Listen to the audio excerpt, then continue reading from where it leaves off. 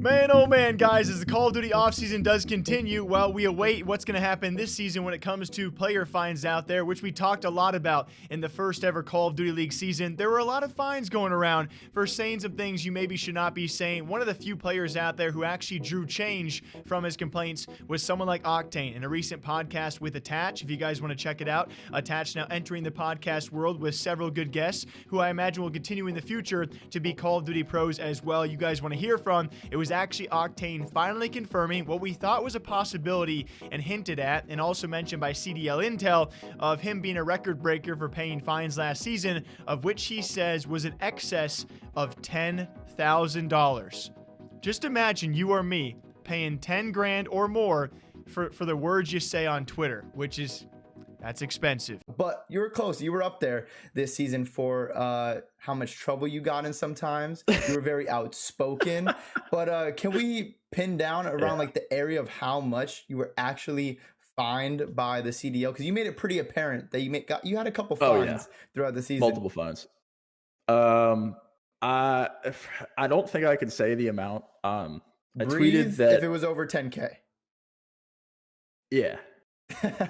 Okay. I can't. That's all I'll say. It's over 10. And it's all the more crazy when you really look back and think about this. He not only paid more fines likely than any other player in the entire league, which is a pretty cool title in itself, especially because he actually made a rule change at one point in time by raging on Twitter. Even further so, he paid more in fines officially than his own entire team had earned in prize earnings the entire last season, that being the Seattle Surge with 10K total made, and he actually spending more than that amount himself in fines is a storyline that should go down in history, and I'm sure it will. Obviously, hopefully, best of luck and better luck going forward with Octane this future season, which I imagine it likely will go better, and hopefully the league maybe lightens up on the restrictions of all of these fines, and hopefully we find out if they're going to make these fines public. That way we can actually identify what pro players were actually fined how much for doing something. I would love that transparency. I think we all would, so we can make fun of Activision more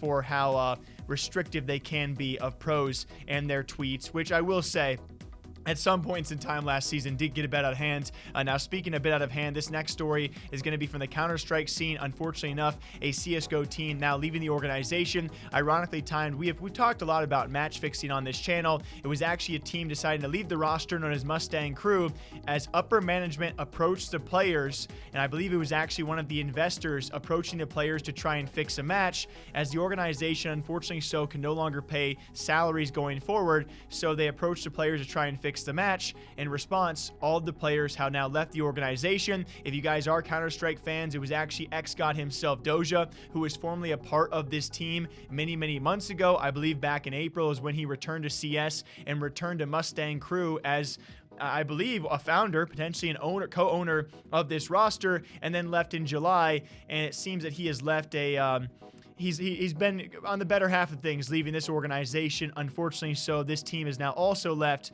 as the organization could not pay their players, so they tried to get them to fix matches. As in a statement from one of Mustang Crew's managers, he says, "Hey guys, I'll clarify that I'm the Mustang Crew manager. At the Mustang Crew, I did it as a volunteer for free. I was joined by an investor from the Mustang Crew 2 months ago. At that time, the teams were already staffed with players. I had the same functions as every manager. We are looking for tournaments to participate in. We plan to support the team and players. During my leadership, our team has achieved the following results." He continued by saying, "I've never heard anything about fixed matches in our team or from an investor, and I am sure that these players played fair in all their matches. Today, when I saw a Skype message from Kieran, I called all 5 TeamSpeak players, and they confirmed that the investor was trying to convince them to arrange a fake match because they can no longer pay their salaries. All the players refused because the guys always played fair. Team players have not received a salary in the last month. After that, I called the investor trying to understand what was going on, and he said due to COVID-19, the organization has problems with money. It is no longer possible to pay salaries to the players, and therefore he proposed to make a fake match in order to pay them salaries.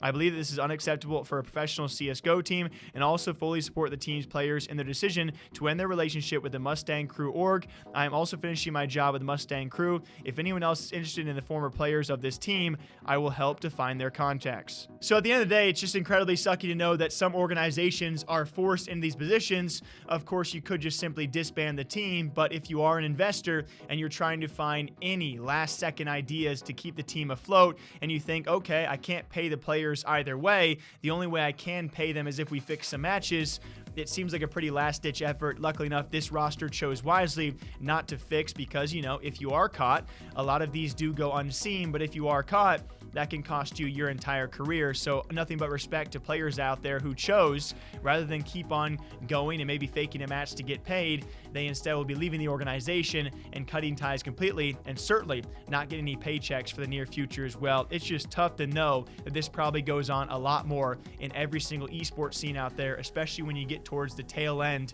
of lower tier teams.